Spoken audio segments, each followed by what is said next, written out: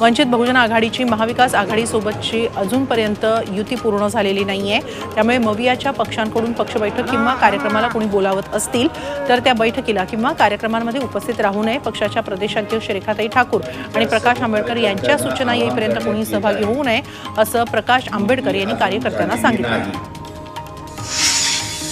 उपमुख्यमंत्री देवेंद्र फडणवीस यांना जीवे मारण्याची धमकी देणं आणि आक्षेपार्ह वक्तव्य केल्याप्रकरणी मुंबई पोलिसांनी आणखी एकाला अटक केली आहे। किंचक नवले असं या व्यक्तीचं नाव असून तो मूळचा साताऱ्यातील आहे।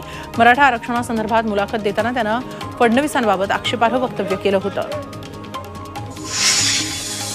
भारतीय जनता युवा मोर्चाचं नमो राष्ट्रीय युवा महासंमेलन उद्या नागपूरमध्ये होत आहे। NSUI आणि काही संघटनांनी विद्यापीठाच्या मैदानावरून या महासंमेलनाला विरोध केला असतानाच भाजप जनता युवा मोर्चानं मात्र जोरदार तयारी सुरू केली। 1 लाख युवकांना या संमेलनासाठी आमंत्रित करण्यात आलंय। वाशिम शहरात उभारण्यात आलेल्या छत्रपती शिवाजी महाराजांच्या अश्वारूढ पुतळ्याचं उद्या मुख्यमंत्री एकनाथ शिंदेंच्या हस्ते अनावरण होणार आहे। त्यानंतर महिला मेळाव्याचं आयोजन देखील करण्यात आलंय। या मेळाव्याला मुख्यमंत्री शिंदे हजेरी लावतील अशी माहिती खासदार भावना गवळी यांनी दिली आहे।